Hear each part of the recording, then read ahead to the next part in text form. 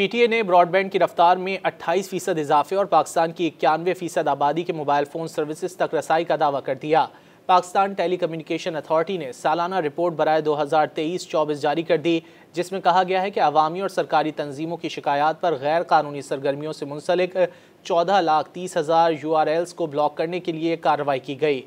Don अखबार की report के मुताबिक पीटीए की पीर को जारी रिपोर्ट में कहा गया है कि ब्रॉडबैंड इंटरनेट के सब्सक्राइबर्स की तादाद जून 2023 में 12 करोड़ 76 लाख थी, जो सितंबर 2024 में बढ़कर 14 करोड़ 23 लाख तक पहुंच गई है, जबकि ब्रॉडबैंड की औसत रफ्तार 28% इजाफे के बाद 15.6 MBPS से बढ़कर 20.02 MBPS हो गई है। मुल्क में 5G के इजरा के हवाले से रिपोर्ट में बताया गया कि डिजिटल तकसीम ख़त्म करना पाकिस्तान में 5G के इजरा में एक अहम चैलेंज है।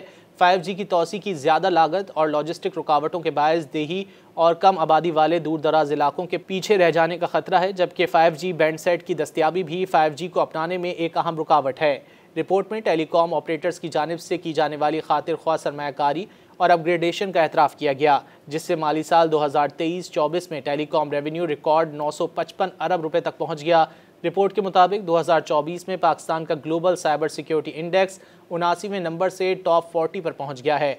रिपोर्ट के मुताबिक इलेक्ट्रॉनिक क्राइम्स की रोकथाम के कानून के तहत अवामी और सरकारी तंजीमों की शिकायत पर गैर कानूनी सरगर्मियों से मुंसलिक 14,30,000 URLs को ब्लॉक करने के लिए कार्रवाई की गई।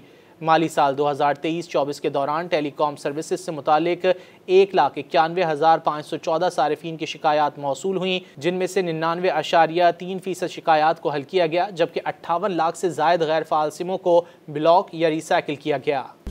मज़ीद न्यूज़ अपडेट्स और डिजिटल स्टोरीज के लिए सब्सक्राइब करें डॉन न्यूज़ पाकिस्तान।